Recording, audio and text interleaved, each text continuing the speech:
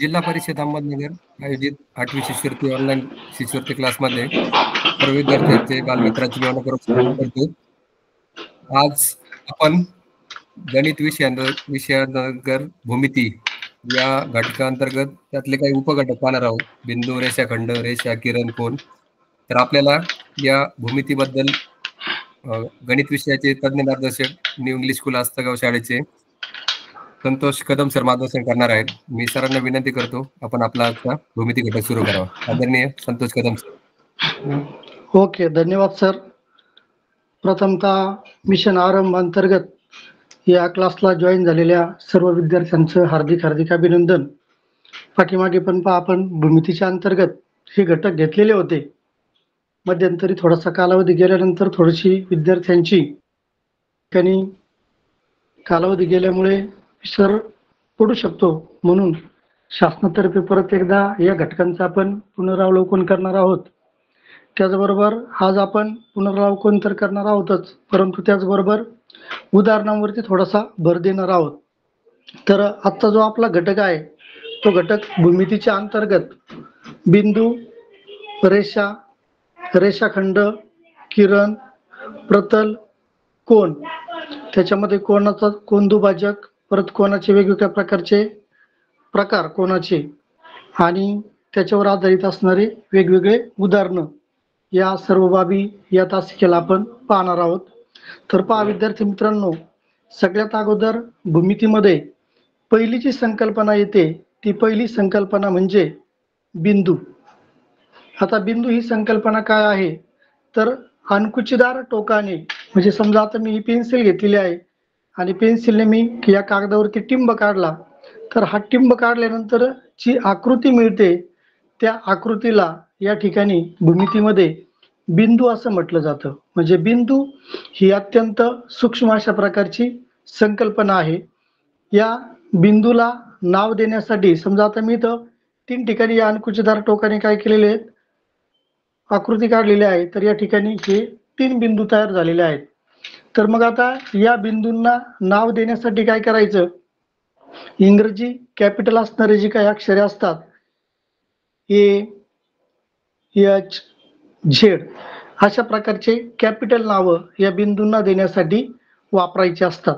आणि या बिंदूचं वाचन करत असताना अगोदर भौमितिक आकृतीचं नाव घ्यायचं, बिंदू A, बिंदू H, बिंदू Z अशा प्रकारची भूमितीतली बिंदू ही संकल्पना आहे। बिंदू ही अत्यंत सूक्ष्म संकल्पना आहे। त्यानंतर पुढचा जो घटक आहे बिंदूच्या पुढचा तो म्हणजे रेषा। आता रेषा काय आहे तर ही जी रेषा आहे ही रेषा म्हणजे अनंत बिंदूंचा असणारा संग्रह, परंतु एका ठराविक दिशेने। याच्यामध्ये ठराविक दिशा महत्वाची आहे। ठराविक दिशा का महत्वाची आहे, समजा या ठिकाणी एक बिंदू घेतला, दुसरा घेतला, तिसरा, चौथा, पाचवा, सहावा असा एका विशिष्ट दिशेने जेव्हा आपण बिंदू घेतो तेव्हा होणारी जी काही आकृती असते त्या आकृतीला रेषा असं म्हटलं जातं।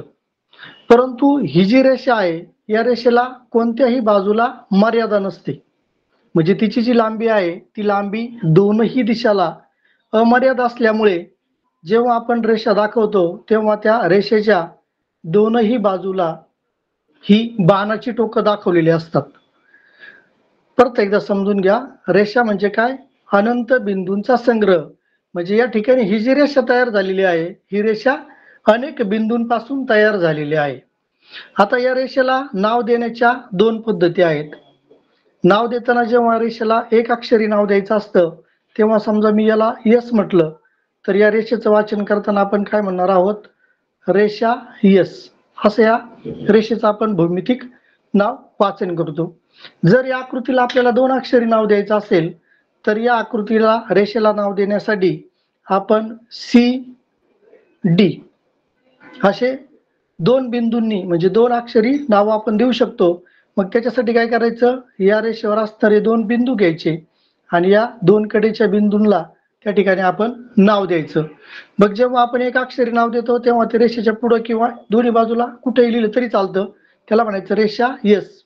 आणि जेव्हा आपल्याला दोन बाजूला बिंदूंची नावं देऊन आपण त्या ठिकाणी रेषेचं नाव घेतो त्यावेळेस त्याचं वाचन करताना म्हणायचं रेषा CD किंवा त्याला म्हणतात रेषा DC. म्हणजे CD वाचलं काय किंवा DC वाचलं काय या ठिकाणी कोणत्याही प्रकारचा त्या नावावरती फरक पडत नाही.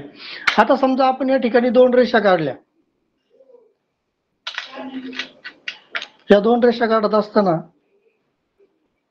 ही एक रेषा काढली T आणि ही एक रेषा काढली P आणि सहज तुम्हाला विचारलं या दोन रेषांपैकी लहान रेषा कोणती आणि मोठी रेषा कोणती, तर आपल्याला सहज दिसताना असं दिसतं की ही जी T रेषा आहे ही मोठी आहे आणि ही जी P रेषा आहे ही छोटी आहे.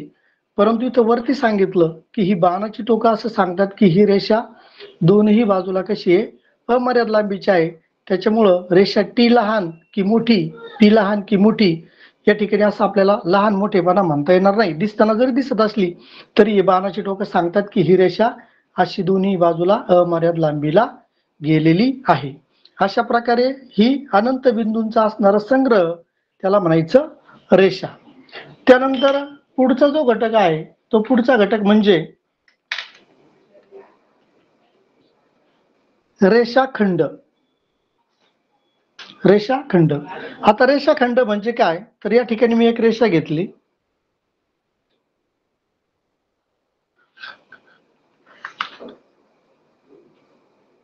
आणि या रेषेचा काय केला मी मधला एक तुकडा बाजूला काढला, एवढा, फक्त एवढाच तुकडा घेतला. म्हणजे ही पूर्ण रेषा आहे आणि या रेषेचा असणारा हा जो खंड म्हणजे बाजूला काढलेला तुकडा आहे, तर हा जर बाजूला घेतला तर तो अशा पद्धतीने दिसतो. म्हणजे ही जी असणारी बाणाची टोकं त्या ठिकाणी तुकडा बाजूला काढून घेतल्यामुळे ते निघतात आणि या रेषेच्या भागाला मर्यादा येते. मग रेषाखंड कशाला म्हणायचं, रेषेचा मर्यादित असणारा भाग. रेषेचा मर्यादित असणारा भाग त्याला म्हणायचं रेषाखंड. मग या रेषाखंडाला नाव दिलं आपण QM. रेषाखंड QM. मग याचं वाचन करत असताना आपण रेषाखंड QM असं पण म्हणू शकतो किंवा रेषाखंड MQ असं पण म्हणू शकतो.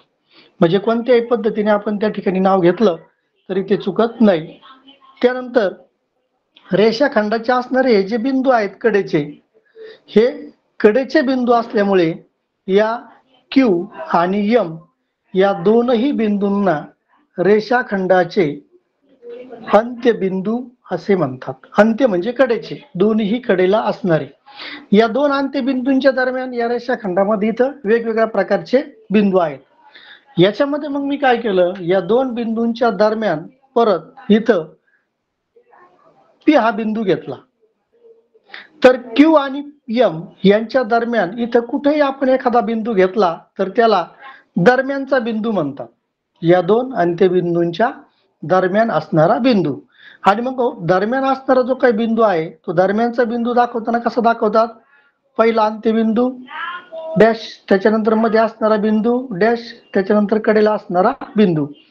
म्हणजे Q-P-M हे काय दाखवतं आपल्याला, तर Q आणि M या दोन अंत्यबिंदूंच्या दरम्यान म्हणजे मध्ये कुठंतरी P हा बिंदू त्या ठिकाणी आहे. आता या ठिकाणी रेषाखंड दाखवत असताना समजा एक इथं रेषाखंड घेतला आपण AB आणि दुसरा एक रेषाखंड घेतला SP. आता या ठिकाणी दिसताना SP आणि AB हे दोन प्रकारचे रेषाखंड दिसतात. इथं जर म्हटलं की लहान रेषाखंड कोणता आणि मोठा रेषाखंड कोणता, तर इथं लगेच लक्षात येतं आपल्याला दिसतानाच लहान रेषाखंड कोणता आहे SP आणि मोठा असणारा रेषाखंड AB. रेषेमध्ये लहान मोठेपणा आपल्याला सांगता येत नाही कारण रेषा दोन्ही बाजूला मर्याद लांबीची असते. परंतु रेषाखंडामध्ये मात्र आपल्याला या ठिकाणी काय करता येतं, रेषाखंड लहान आणि रेषाखंड मोठा असं आपल्याला त्या ठिकाणी सांगता येतं. त्याच्यानंतर बिंदू, रेषा, रेषाखंड या 3 बाबी माहीत झाल्यानंतर याच रेषेचा असणारा आणखी एक महत्वाचा भाग तो म्हणजे किरण.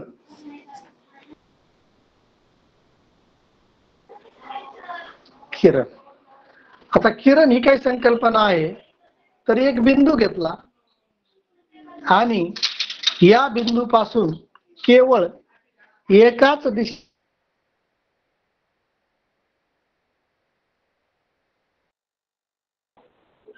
फक्त, म्हणजे इथं आरंभ झाला त्या रेषेचा आणि ती एकाच दिशेला सरळ सरळ सरळ पुढे पुढे जात राहिली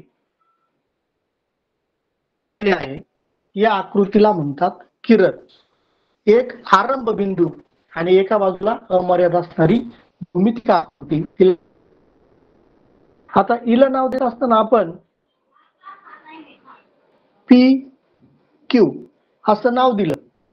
आता किरण पी क्यू चं वाचन करत असताना मात्र एक गोष्ट लक्षात ठेवायची सर्व विद्यार्थी मित्रांनी, त्याला म्हणायचं किरण, त्याच्यानंतर जो आरंभ बिंदू आहे म्हणजे ज्या ठिकाणी तो किरण सुरू झालेला आहे त्याचं अगोदर नाव घ्यायचं आणि त्याच्यानंतर जे बाणाचं टोक आहे त्या बाणाच्या टोकाला असणाऱ्या बिंदूचं नाव घ्यायचं आणि अशा पद्धतीने त्या भौमितिक आकृतीचं जे काही नाव आहे त्या भौमितिक आकृतीचं नाव असताना काय म्हणायचं, किरण पी क्यू, किरण पी क्यू.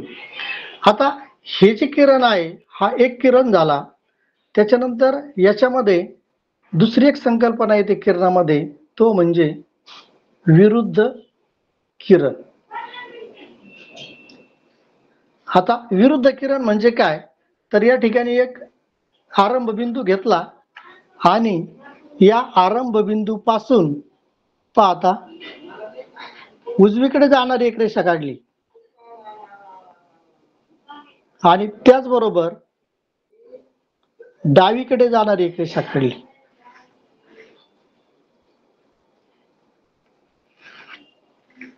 इथं म्हणजे सुरुवात इथून झाली, उजवीकडे जाणारा किरण सेपरेट तयार झाला, डावीकडे जाणारा किरण सेपरेट तयार झाला. पण या दोन किरणांचं वैशिष्ट्य असं आहे की हा जो मध्ये आरंभ बिंदू घेतला त्याला आपण नाव दिलं ओ आणि या आरंभ बिंदू पासून एका दिशेला जाणारा ओ एम हा किरण तयार झाला आणि विरुद्ध दिशेला जाणारा ओ एच हा किरण तयार झाला.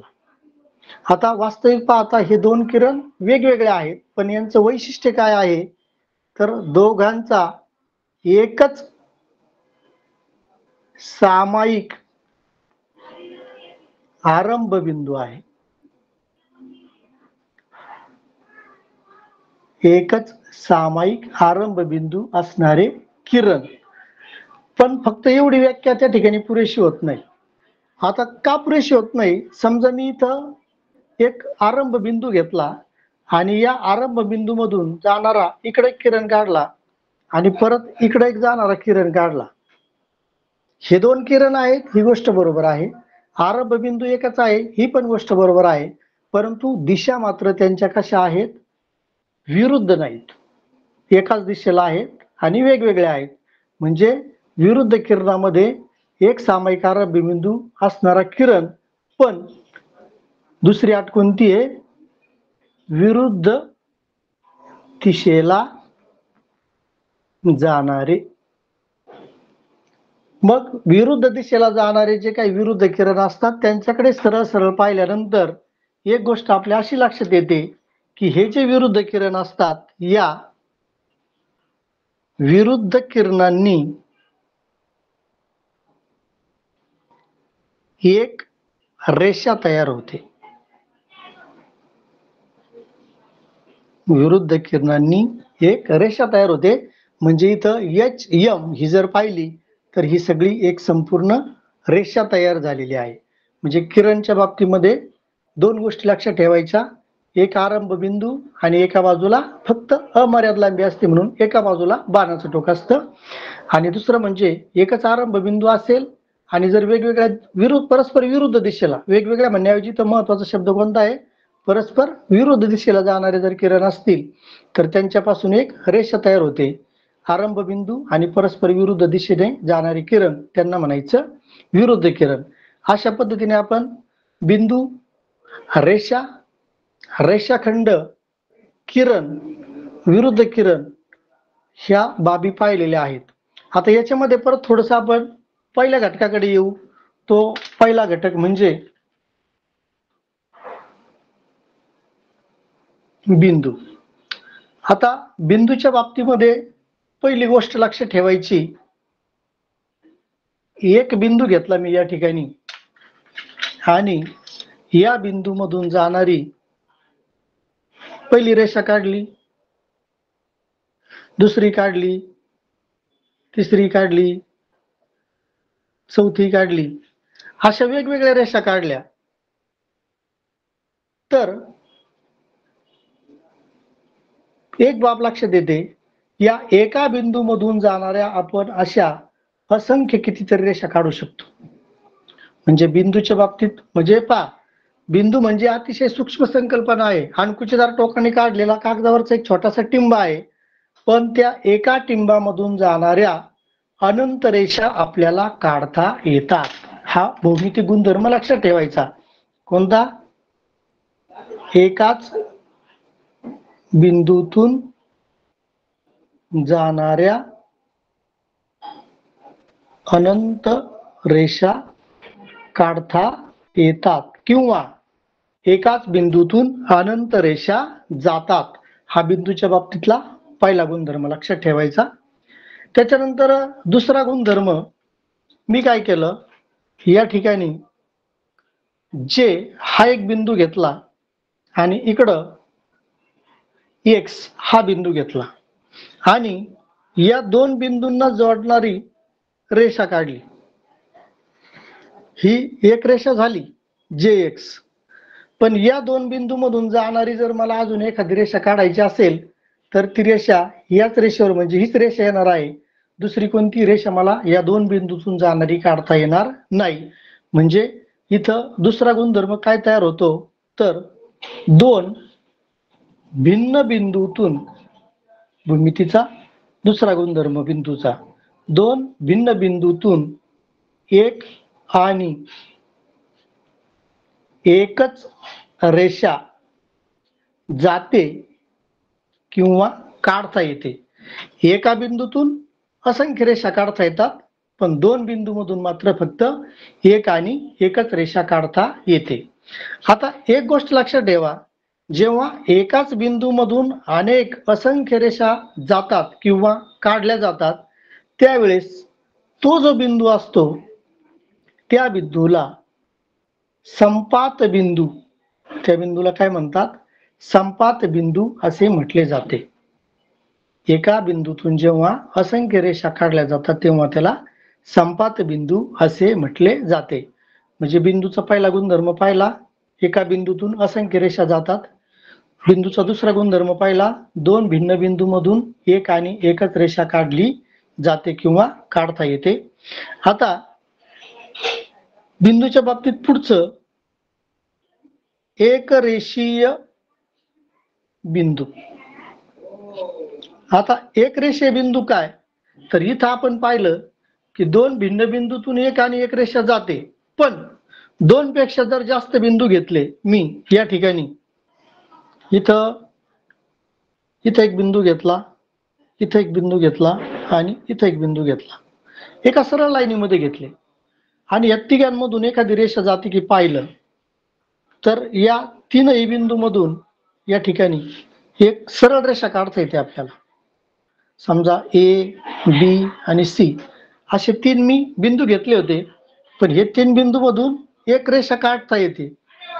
जेव्हा दोन बिंदू तर एक रेषा जाते, परंतु दोन पेक्षा म्हणजे 3, 4, 5 असे जर बिंदू असतील आणि त्या सगळ्या बिंदूंना सामावून जाणारी जर एक रेषा काढता येत असेल, 3 किंवा अधिक बिंदूतून जाणारी रेषा असेल तर ते जे बिंदू आहेत, ज्या रेषेवरती ते बिंदू आहेत किंवा ज्या बिंदूंमधून ती रेषा जाते, त्या रेषेला हे तीनच बिंदू काय आहेत, त्या तीन बिंदूंमधून ती गेलेली आहे. त्याच्यामुळे हे जे बिंदू आहेत, या तीनही बिंदूंना काय म्हणतात, एक रेषीय बिंदू असे म्हणतात. म्हणजे थोडक्यात हे सर्व बिंदू एकाच रेषेवरती आहेत.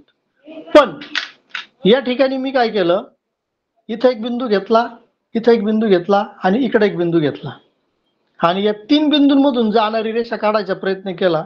तर इथं या दोन बिंदूमधून एक रेषा गेली, पण सरळ पुढे न जाता या दोन बिंदूमधून काढायचा प्रयत्न केला तर ती अशी रेषा जाऊ राहिली इकडं. मग या ठिकाणी काय होतंय, दोन बिंदूतून एक रेषा जाते हे आपल्याला कळलंय, परंतु या तीन बिंदूतून जर एक रेषा काढायचा प्रयत्न केला तर हे तीन बिंदू काही एका रेषेवर येत नाही किंवा या तीन बिंदूमधून एकच रेषा जात नाही. जेव्हा असे दोन पेक्षा अधिक म्हणजे 3, 4, 5 असे पुढे किती बिंदू असू द्या, असे जर बिंदू असतील आणि त्या बिंदूमधून जाणारी जर एक रेषा काढता येत नसेल तर जे वाय झेड हे तीन नाव दिले आपण बिंदूंना. तर हे जे तीन बिंदू आहेत, या तीन बिंदूंना नैकरेषीय बिंदू असे म्हणतात. नैक रेषीय, नैक म्हणजे नाही, रेषीय म्हणजे एकाच रेषेवर. एकाच रेषेवर तीन पेक्षा जास्त बिंदू असतील तर ते एक रेषीय बिंदू. एकाच रेषेवरती तीन बिंदू येत नसतील, किती असतील पुढे जास्त, तर त्यांना म्हणायचं नैक रेषीय बिंदू. बिंदूंच्या बाबतीमध्ये एवढ्या चार गोष्टी लक्षात ठेवायच्या. एका बिंदूतून असंख्य रेषा काढता येतात, दोन भिन्न बिंदूतून एक आणि एकच रेषा जाते, तीन पेक्षा अधिक बिंदूतून जाणारी एक रेषा असेल तर तिला एक रेषीय बिंदू म्हणतात आणि तीन बिंदूतून जाणारी एक रेषा जर काढता येत नसेल तर त्यांना नैक रेषीय बिंदू असे म्हणतात. अशा पद्धतीने बिंदू आणि बिंदूशी असणारे संबंधित गुणधर्म या ठिकाणी या रेषेच्या माध्यमातून आपल्याला लक्षात येतील. त्याच्यानंतर पुढची जी संकल्पना आहे, ती पुढची संकल्पना ती म्हणजे प्रतल.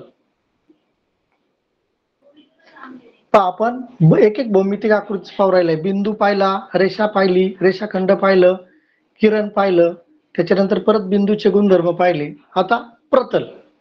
आता प्रतल कशाला म्हणायचं, तर प्रतल म्हणजे काय, तर प्रतल म्हणजे अमर्याद सपाट पृष्ठभाग. समजा आपण हा कागद घेतला तर हा सपाट पृष्ठभाग आहे, पण याला मर्यादा आलेली आहे.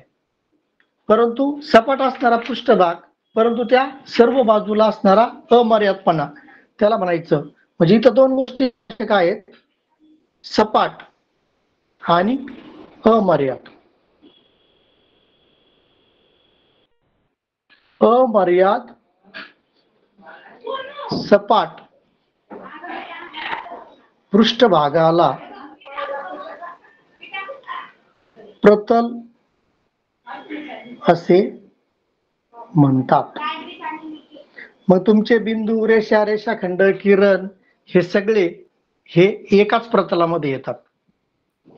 अमर्याद सपाट पृष्ठभागाला प्रतल असे म्हणतात.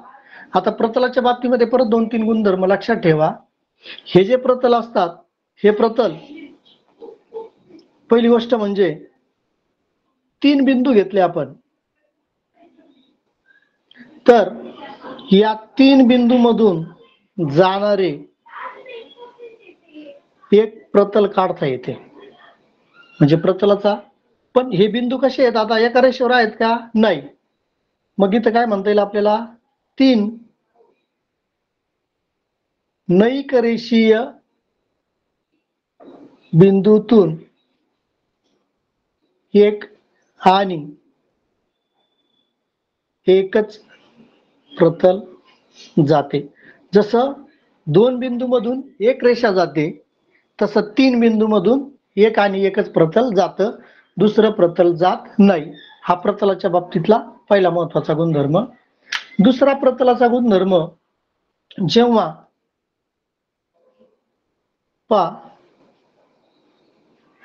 हे एक प्रतल मी काढलं आणि याच्यावरून जाणार दुसरं एक प्रतल काढले मी असं, म्हणजे ही जी आलेली रेषा ही अशी इथं. मग अशी जेव्हा दोन प्रतल एकमेकाला छेदतात तेव्हा त्यांचा छेद म्हणजे एक रेषा असते. रेषा म्हणजे दोन प्रतले एकमेकांना एकाच रेषेत छेदतात. हा प्रतलाचा महत्वाचा गुणधर्म. तिसरा महत्वाचा गुणधर्म, हे एक प्रतल काढलं आणि परत त्याच्या खाली दुसरं प्रतल काढलं, म्हणजे असे दोन प्रतल आहेत ते, एक वरती सपाट पृष्ठभाग, खालचं दुसरं. यांचं वैशिष्ट्य काय आहे तर हे एकमेकांना न छेदणारी प्रतले आहेत. एकमेकांना न छेदणारी प्रतले. मग जेव्हा अशी दोन प्रतले कधीही एकमेकांना छेदत नाहीत, अशा वेळेस त्या प्रतलांना म्हणतात समांतर प्रतले. म्हणजे समांतर प्रतलाचा गुणधर्म काय आहे? समांतर प्रतले कधीही एकमेकांना छेदत नाहीत. म्हणजे प्रतलाच्या बाबतीत परत तीन गोष्टी लक्षात ठेवा. प्रतल म्हणजे अमर्याद सपाट पृष्ठभाग, त्याच्या सगळ्या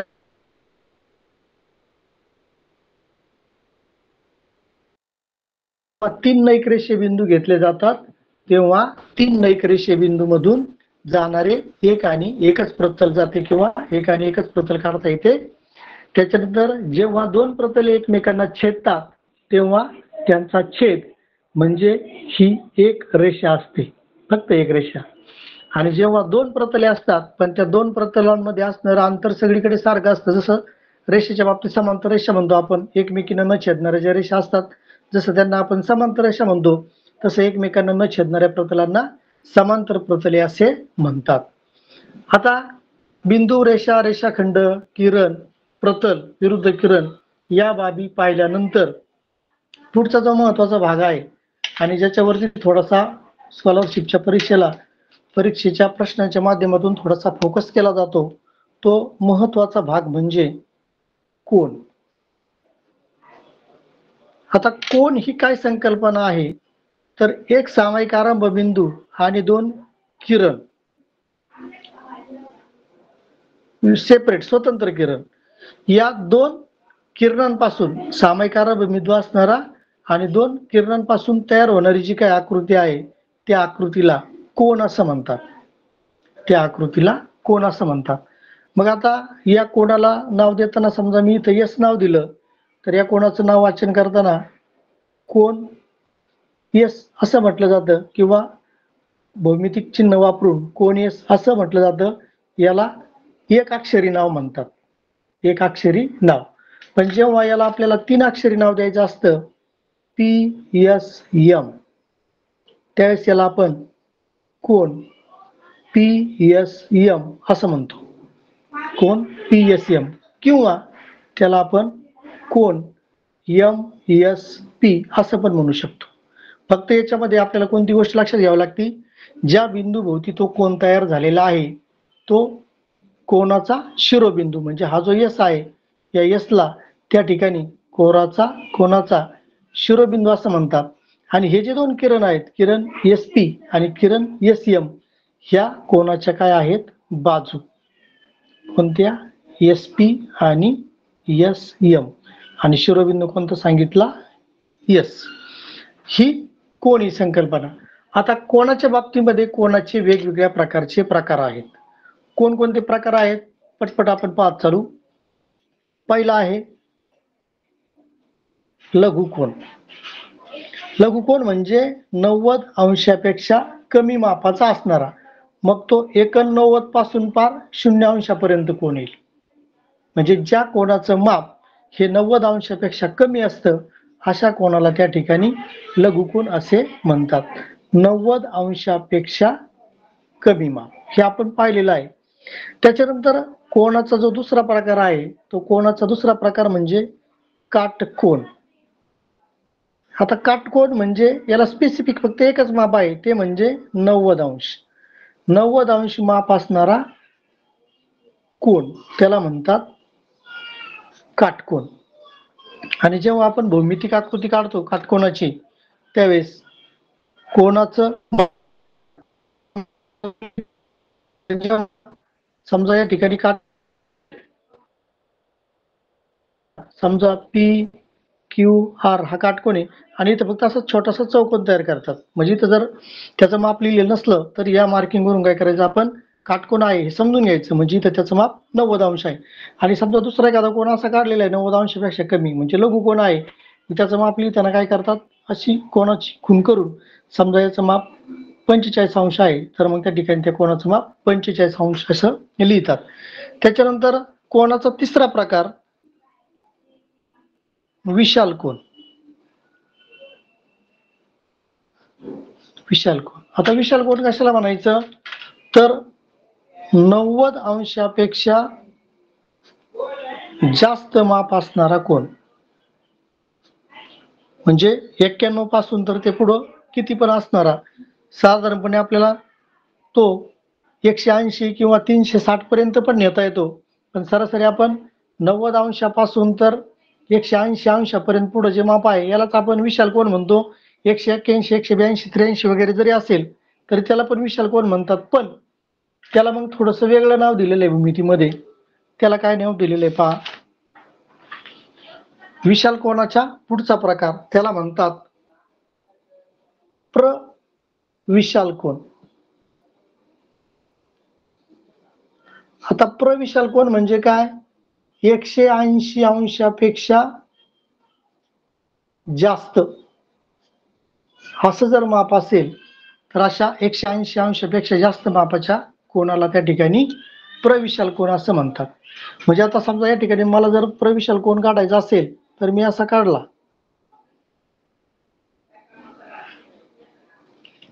तर या ठिकाणी झालेला जो काही कोन आहे दोन कोन झालेत इकडून पण झालाय आणि इकडून पण झालाय. हा जो 180 अंशापेक्षा जास्त असणारा कोन आहे हा इकडचा त्या कोणाला त्या ठिकाणी प्रविशाल कोन असं म्हणतात. म्हणजे 180 अंशापेक्षा जास्त माप असणारा कोन त्याला म्हणायचं प्रविशाल कोन. त्याच्यानंतर पुढचे जे दोन कोनाचे प्रकार आहेत ते थोडेसे नीट लक्षात घ्या मित्रांनो. पहिलं म्हणजे शून्य कोन. आता शून्य कोन ही काय संकल्पना आहे पहा. या ठिकाणी मी एक किरण घेतला OM आणि त्याच्यावरूनच जाणारा परत दुसरा किरण घेतला म्हणजे दिसताना ते एकच दिसतील परंतु त्याच किरणावरून जाणारा परत दुसरा किरण काढला तर इथं जे माप येतं हे फक्त 0 अंश येतं. म्हणजे केवळ तो एक किरण दिसतो असा 0 म्हणजे ज्या कोणाचं माप फक्त 0 अंश आहे म्हणजे तो एकावर जाणारा दुसरा किरण असतो अशा कोणाला 0 कोन म्हणजे त्याचं माप 0 अंश असतं असं म्हटलं जातं. आणि थोडीशी गफलत करणारा दुसरा म्हणजे पूर्ण कोन. मुद्दाम मी एका खाली एक घेतलेत. आता पूर्ण कोन आणि 0 कोन काय फरक आहे नीट समजून घ्या. या ठिकाणी मी एक किरण घेतला SK आणि इथून सुरू करून पहा बरं का असं मोजत मोजत मोजत मोजत मोजत असं इकडून फिरून सगळ्या बाजूने आलो आणि इथं आल्यानंतर परत तिथं जाणारा दुसरा किरण काढला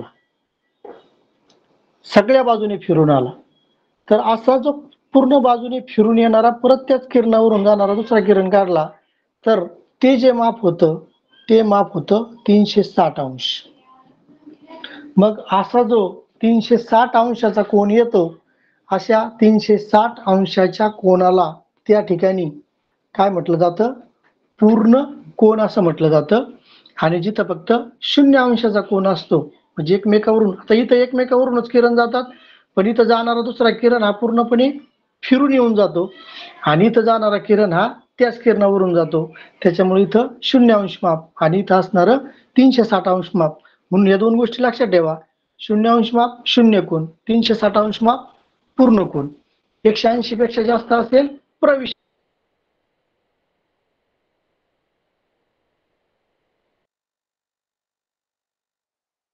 कमी कोणाचे वेगवेगळ्या प्रकारचे प्रकार या ठिकाणी पडतात. आता एक कोणाचे प्रकार पाहिले.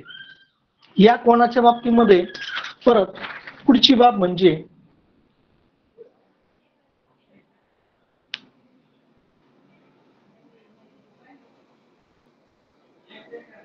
कोटी कोण.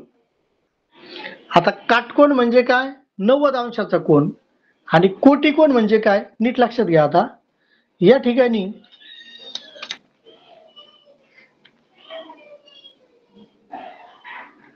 हा एक कोन घेतला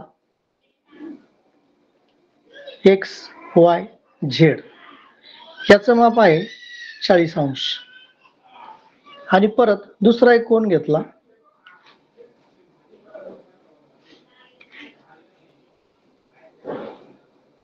PQR, याचं माप आहे 50 अंश. आता XYZ आणि PQR हे दोन वेगवेगळे कोन आहेत, पण ह्या दोन कोनांची जर बेरीज केली तर पहिल्याचं माप आहे 40 आणि दुसऱ्याचं माप आहे 50, आणि दोघांची जर बेरीज केली तर ती होते 90 अंश. 90 अंश मापाला काटकोन असं म्हणतो आपण.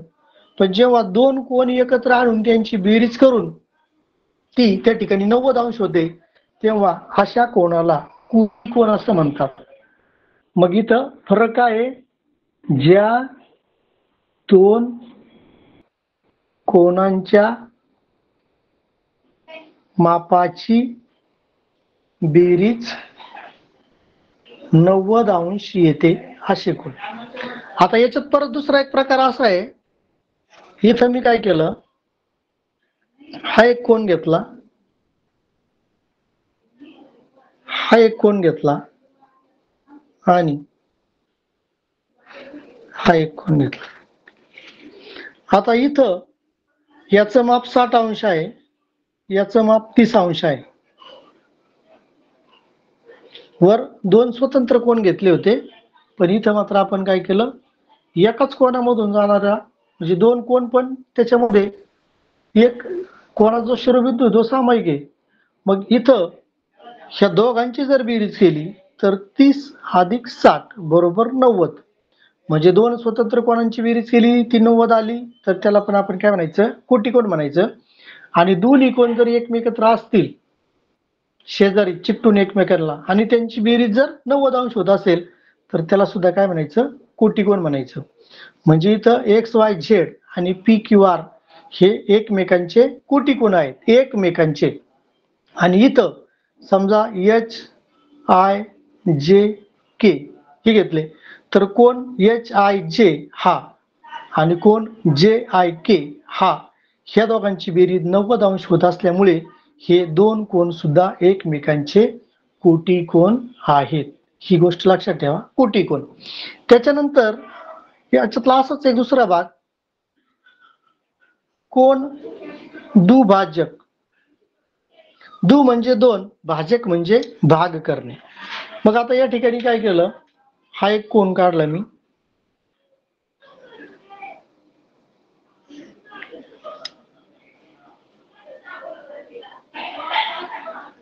MNO हा कोन काढला. आता याचं जे माप आहे, याचं माप समजा आपण घडीभर 70 अंश धरू, आणि ह्या दोन कोणाच्या मधून जाणारा एक किरण काढला NS. हा किरण असा गेला का त्याने काय केलं, इकडे 35 अंशाचा कोन तयार केला आणि इकडे पण 35 अंशाचा कोन तयार केला. दोन समान भाग केले जातात. म्हणजे ज्या किरणामुळे त्या कोणाचे दोन समान भाग केले जातात, त्या किरणाला त्या कोणाचा कोन दुभाजक असं म्हणतात. म्हणजे या ठिकाणी कोन MNO हा मुख्य कोन आहे, आणि त्या कोणाचे दोन भाग करणारा किरण NS आहे.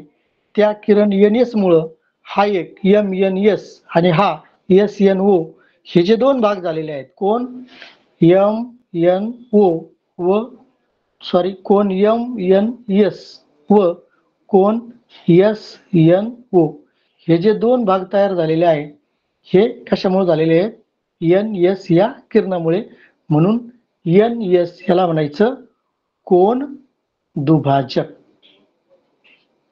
म्हणजे आता इथं हजारी कोटी कोण असला एकमेकाचा, पण इथं 31 अंशाचा झालाय आणि 60 अंश झालाय, त्याच्यामुळं हा जो I जे किरण आहे याला मात्र इथं कोन दुभाजक म्हणतात. दिलेल्या कोणाचे दोन समान कोन दुभाजक आहे. त्याच्यानंतर पुढचा प्रकार आहे, तो पुढचा कोणाचा प्रकार म्हणजे संलग्न कोन. आता संलग्न कोणाचा अर्थ समजून घ्या. या ठिकाणी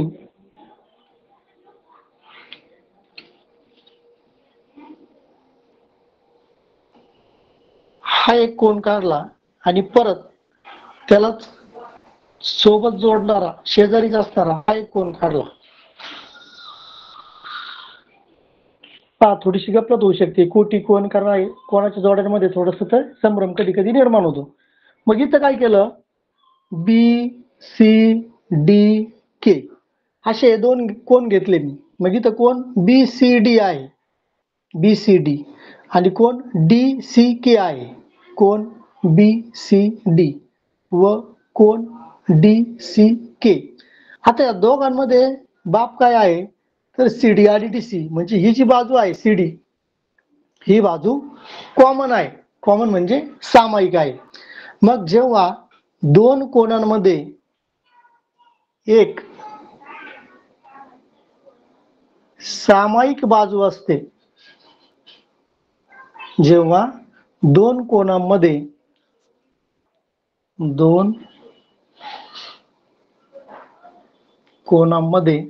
एक सामायिक बाजू असते, तेव्हा अशा वेळेस त्या कोनांना संलग्न कोन असं म्हणतात.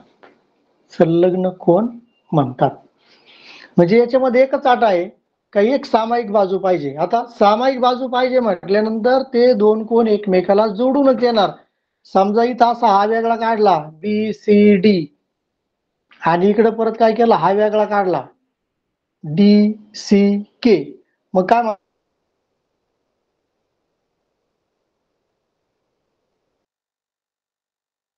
त्याच्यामुळे यांना संलग्न कोन म्हणता येणार नाही.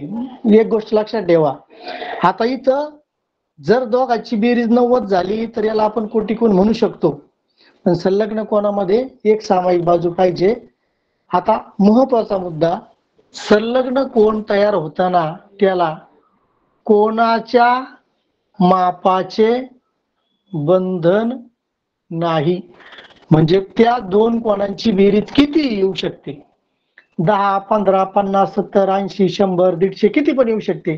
त्याच्यामुळे संलग्न कोनामध्ये फक्त काय सांगितलंय, एक सामायिक बाजू पाहिजे, एवढीच अट त्याच्यामध्ये घातलेली आहे. कोटी कोनामध्ये मात्र काय सांगितलेलं आहे, कोटी कोन जोडून येऊ शकतात, सेपरेट येऊ शकतात, फक्त तिथं अट काय आहे 90 अंशाची. त्याच्यानंतर पुढचा जो कोन आहे तो पुढचा कोन तो म्हणजे कोन. पुढचा कोन कोणता आहे, पूरक कोन. आता पूरक कोन कशाला म्हणायचं घडीवर समजून घ्या. हा एक कोन घेतला,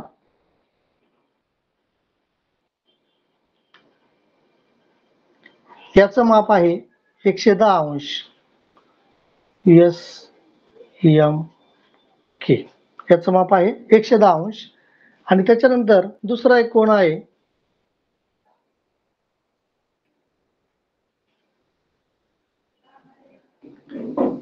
XPQ, याचं माप आहे 70 अंश. आता पहिल्याचं माप 110 अंश आहे आणि कोन XPQ याचं जे माप आहे ते 70 अंश आहे. दोघांची जर बेरीज केली तर दोघांची बेरीज 180 अंश होते. मग जेव्हा दोन कोनांच्या मापांची बेरीज ही 180 अंश होते, तेव्हा त्या दोन कोनांना परस्परांचे पूरक कोन म्हणतात. म्हणजे पूरक कोनासाठी अट कोणती आहे, 180 अंश मापाची. दोघांची बेरीज करून तेवढी जर झाली तर त्याला आपण त्या ठिकाणी काय करू शकतो, पूरक कोन म्हणू शकतो. किंवा इथं काय केलं, ही एक रेषा काढली आणि या ठिकाणी जाणारा हा एक किरण काढला. मग आता इथं हा जो दोन कोन तयार झालेले आहेत, हा एक आणि हा एक, ह्या दोन कोणांची बेरीज 180 अंश होते. आता दोघांमध्ये फरक काय नीट लक्षात घ्या बरं का. दोन सेपरेट कोन आहेत, पण दोघांची बेरीज त्या ठिकाणी 180 झाली, म्हणून त्यांना परस्परांचे पूरक कोन म्हटलं. इथं आता परत वर या संलग्न कोनाकडं. या दोन कोणांमध्ये परत ही सामायिक बाजू आलेली. समजा आता याला आपण नाव दिलं KOY आणि X. KOY हा एक कोन आणि KOX हा एक कोन, या दोन कोणांमध्ये परत सामायिक बाजू आली. त्याच्यामुळं या दोन कोणांना एकमेकांचे संलग्न कोन म्हणता येतील. संलग्न कोणाला मापाचं बंधन नाही, म्हणून इथं हे संलग्न कोन पण झाले. पहिली गोष्ट लक्षात ठेवा. दुसरी गोष्ट, ह्या दोघांची बेरीज केल्यानंतर समजा याचं माप 60 अंश आहे आणि याचं माप 120 अंश आहे. ह्या दोघांची जर बेरीज केली 120 अधिक 60, तर ह्या दोघांची बेरीज झाली 180 अंश. जेव्हा दोन कोणांच्या मापांची बेरीज 180 अंश होते, तेव्हा त्याला पूरक कोन असं पण म्हणतात. म्हणून हे दोन कोन KOY आणि कोन KOX हे दोन एकमेकांचे पूरक कोन पण झाले. पहा बरं का, संलग्न कोन पण झाले, पूरक कोन पण झाले. आणि आता तिसरा मुद्दा, जेव्हा दोन कोणांच्या मापांची बेरीज 180 अंश होते आणि त्यांचे सामायिक नसणाऱ्या बाजू, म्हणजे ही सामायिक बाजू आहे पण ह्या दोन सामायिक बाजू नाही, ते विरुद्ध किरण असतात. विरुद्ध किरण व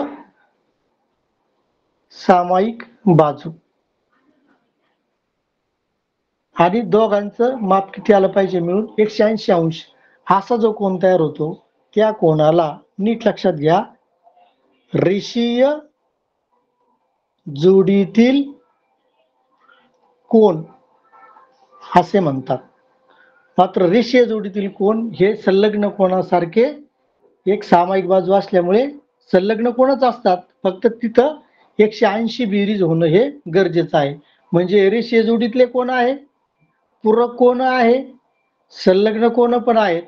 अशा पद्धतीने कोनांच्या जोड्यांमध्ये संलग्न कोन, पूरक कोन, कोटी कोन असे वेगवेगळे कोनाचे प्रकार त्या ठिकाणी आपल्याला पाहायला मिळतात. अशा पद्धतीने या ठिकाणी बिंदू, रेषा, रेषाखंड, किरण, प्रतल, त्याच्यानंतर कोन, लघुकोन, काटकोन, विशाल कोन, संलग्न कोन, कोटी कोन, पूरक कोन, विरुद्ध कोन, रेषीय जोडीतील कोन असे वेगवेगळे कोन पाहिले.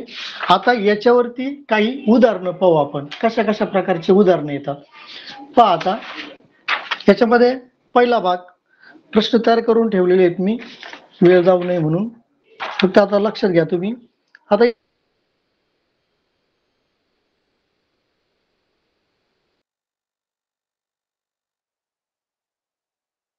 आहेत 4, नीट लक्षात घ्या. आता इथं उत्तर, दक्षिण, पूर्व, पश्चिम आणि त्याच्यानंतर उपदिशा म्हणजे इथं असणाऱ्या, इथं येणार आग्नेय, इथं येणार नैऋत्य, इथे येणार वायव्य आणि इथे येणार ईशान्य. प्रश्न काय दिलाय, पश्चिम आणि ईशान्य या दिशांमध्ये होणारा कोन. पश्चिम दिशा कुठं आली, इथं, आणि ईशान्य दिशा कुठं आली, इथं. म्हणजे हा एवढा कोन मोजायचा. तर लक्षात घ्या, हा जो कोन आहे हा काटकोन आहे, म्हणजे याचं माप झालं 90 अंश. आणि हा जो कोन आहे हा पण 90 अंश आहे, उत्तर आणि पूर्व दिशेमध्ये होणारा.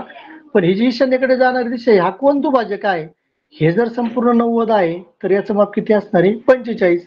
म्हणजे इकडचं 90 आणि इकडं असणार 45, बरोबर 135 अंश.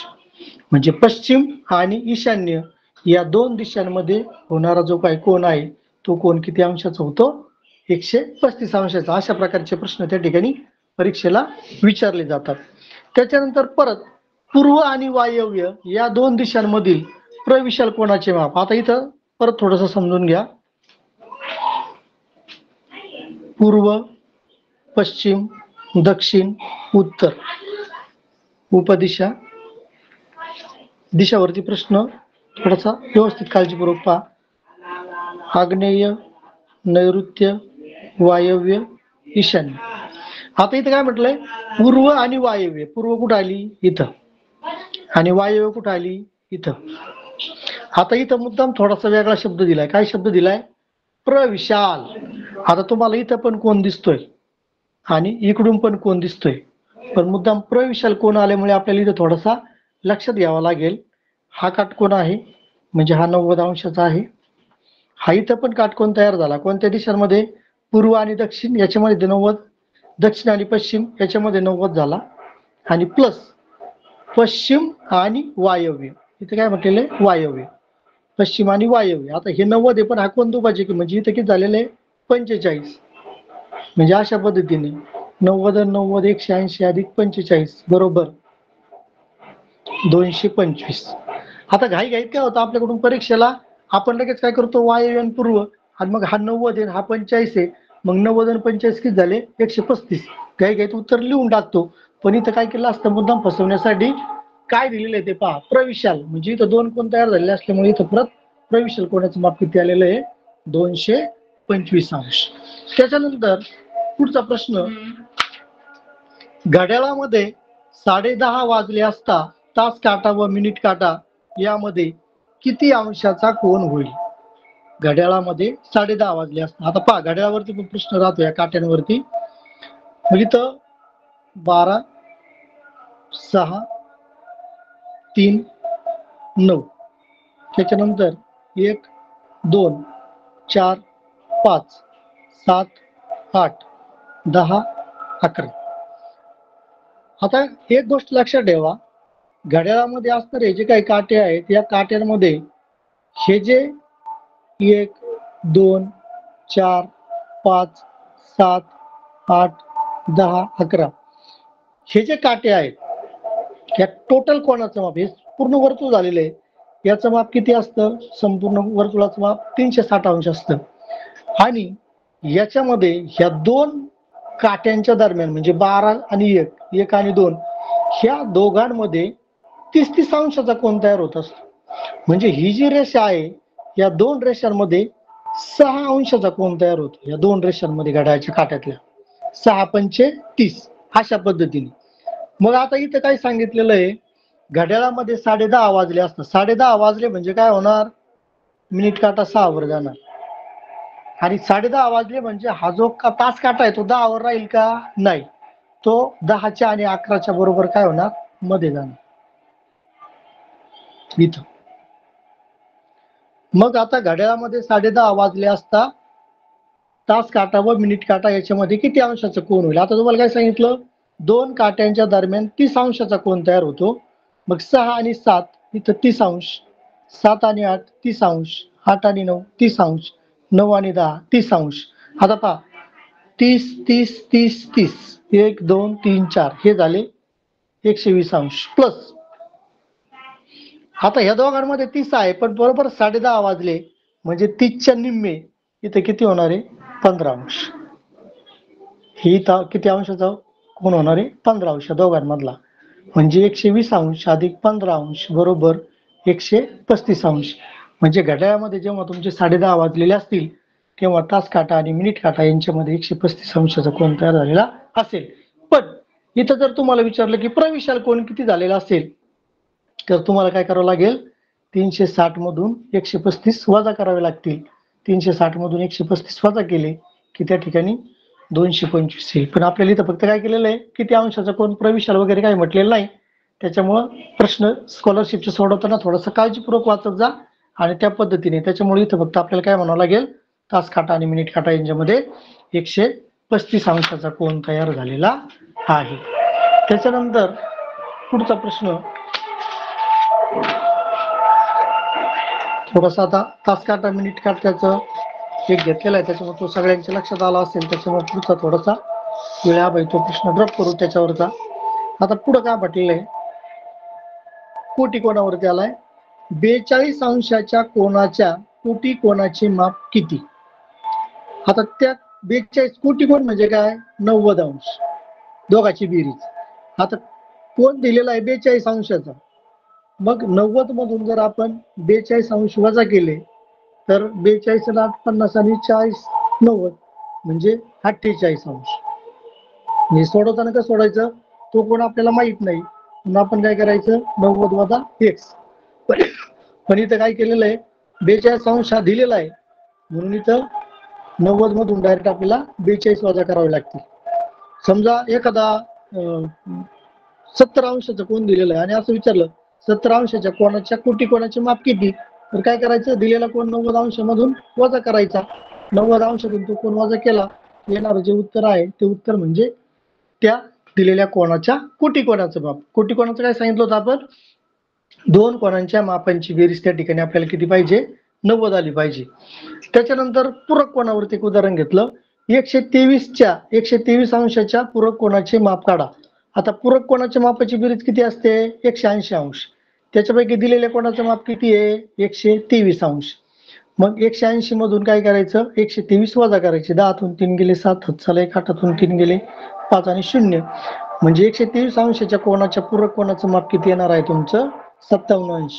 फक्त तिथं जम्बलिंग काय होती, का पूरक कोण विचारलाय, संलग्न कोणात काही मापाचा विषय नसतो म्हणून तो थोडासा काळजीपूर्वक पहा पूरक कोण आहे की कोटी कोण आहे, म्हणजे तुम्हाला त्या ठिकाणी अडचण येणार नाही. त्याच्यानंतर पुढचे प्रश्न, एका कोणाचे माप 65 अंश आहे तर त्याच्या कोटी कोणाचे व पूरक कोणाचे गुणोत्तर काढायला सांगितले. एका कोणाचे माप 65 अंश आहे, मग पहिलं काय करू आपण त्याचा कोटी कोण काढू. मग कोटी कोण म्हणजे काय 90 आणि 90 मधून काय केलं 65 वजा केले, तर 90 मधून 65 वजा केल्यानंतर किती अंश येतात 25. म्हणजे हा जो 65 अंशाचा कोण दिलेला आहे त्या 65 अंशाच्या कोटी कोणाचं माप किती आलं 25 अंश. म्हणजे पहिला त्याचा कोटी कोण काढला. आता त्याच पूरक कोण काढायचं आहे, मग पूरक कोणाचं माप किती आहे 180 अंश. दिलेल्या कोणाचं माप किती आहे 65 अंश. मग 180 मधून 65 वजा केले,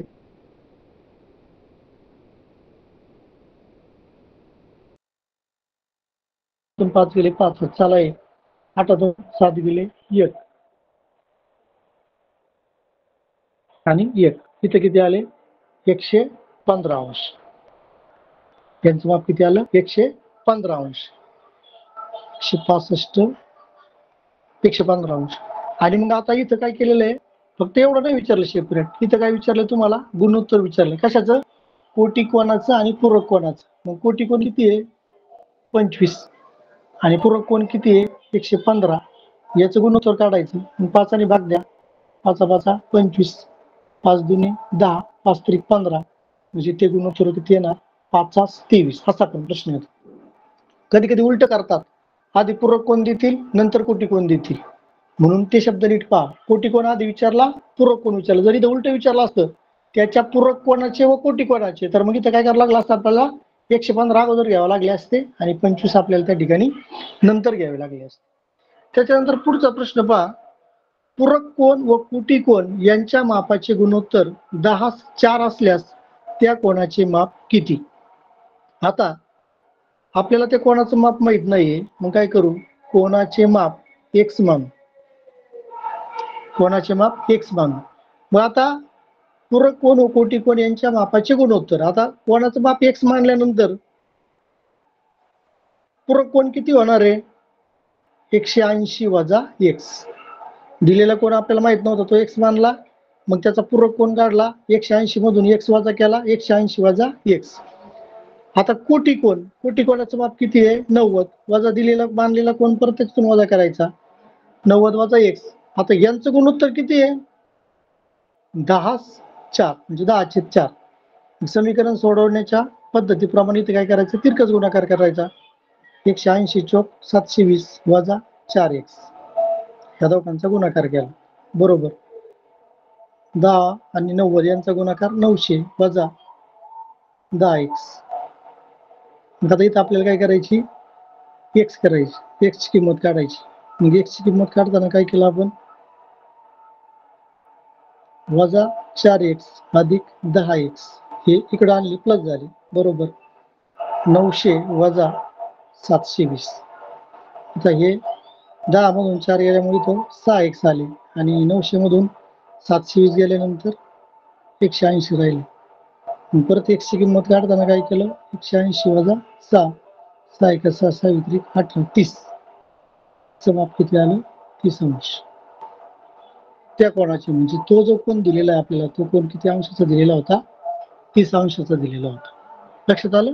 हा पद्धतीत सुद्धा त्या ठिकाणी उदाहरण येऊ शकतं. आणखी एक उदाहरण घेऊ. एका कोणाचा कोटी कोण त्या कोणाच्या 3.1/2 पट आहे तर कोटी कोणाचा पूरक कोण मूळ कोणाच्या 9 पट आहे तर कोटी कोणाच्या पूरक कोणाचे माप किती. आता थोडासा गोंधळ करण्यासाठी मुद्दाम अशा प्रकारचा प्रश्न कधी कधी टाकतात. तर पहा एका कोणाचा कोटी कोण एका कोणाचा कोटी कोण किती दिलेला आहे त्या कोणाच्या कोटी कोण म्हणजे किती 90 वजा x हा किती आहे 3.1/2 पट आहे.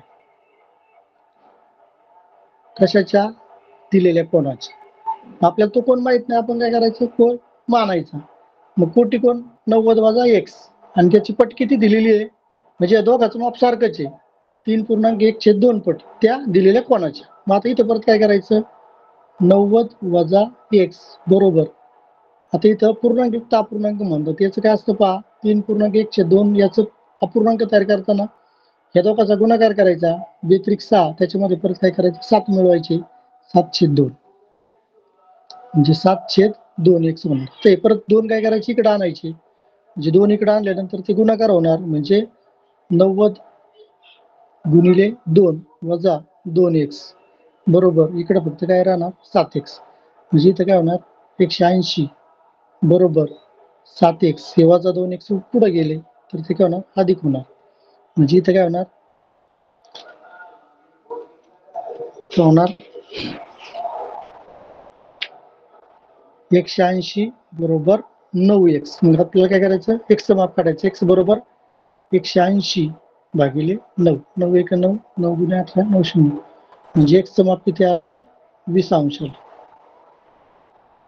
म्हणजे हा जो कोण दिलेला आहे त्याचं माप 20 अंशाला आणि पुढे काय म्हटलेलं आहे मूळ कोणाच्या म्हणजे आता हा जो आला मूळचा कोण 20 त्याचे किती पट आहे पूरक कोणाचं 9. मग याला जर आपण 9 ने गुणलं तर 180 होतं आणि पूरक कोणाच्या मापाची बेरीज किती होते 180 अंश होते. अशा पद्धतीने या कोनांवरती परीक्षेला मोठ्या प्रमाणामध्ये काय केलं जातं आपल्याला प्रश्न विचारले जातात.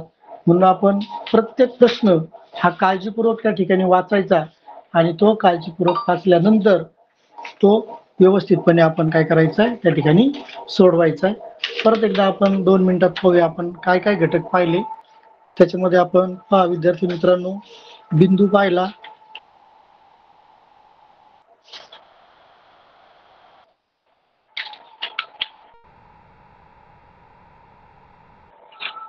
बिंदू पाहिला रेषा पाहिली रेषाखंड पाहिले त्याच्यानंतर लहान मोठे रेषाखंड दरम्यानचे बिंदू पाहिले रेषाखंड कसे वाचायचं ते पण पाहिलं.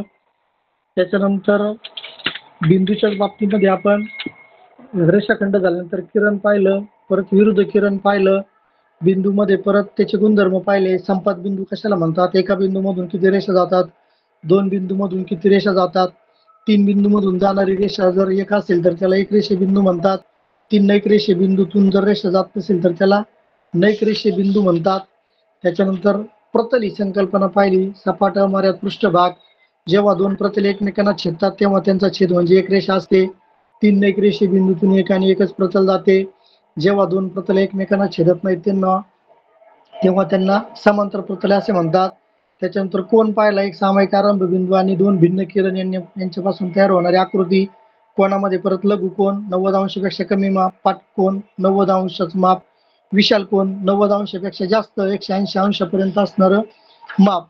180 अंशापेक्षा पण जर जास्त असेल तर मग परत त्याला प्रविशाल कोण म्हणायचं. त्याच्यानंतर शून्य कोण एकमेकावरून जाणारे 2 किरण परंतु 0 अंश असणारं माप.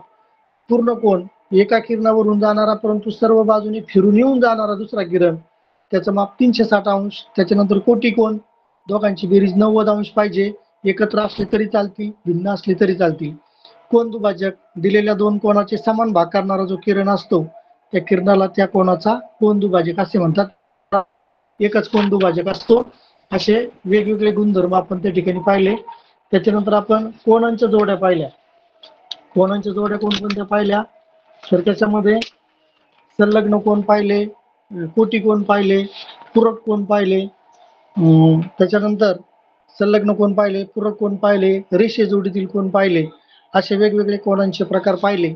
आणि त्याचबरोबर या कोनांवर, घड्याळाच्या काट्यावरती, दिशावरती, कोनांच्या असणाऱ्या गुणोत्तरावरती जे वेगवेगळ्या प्रकारचे प्रश्न येतात अशा प्रकारचे प्रश्न देखील पाहिलेले आहेत.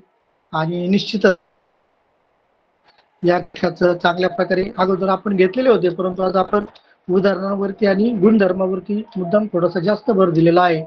आणि त्यामुळे निश्चितच या आजच्या तासिकेचा या स्कॉलरशिपच्या बसलेल्या सर्व विद्यार्थ्यांना फायदा होईल असे मला वाटते. आणि त्याचबरोबर या होणाऱ्या परीक्षेसाठी या परीक्षेतील समाविष्ट सर्व विद्यार्थ्यांना माझ्या वतीने हार्दिक शुभेच्छा देतो. परत पुढील 2 दिवस आपल्याला वेगवेगळ्या घटकांवरती अशाच प्रकारच्या तासिका आहेत. तर कृपया वेळेवर तोच जा आणि त्या ठिकाणी या मार्गदर्शनाचा लाभ घ्या. पुरी सर. खूप धन्यवाद सर. खूप धन्यवाद सर.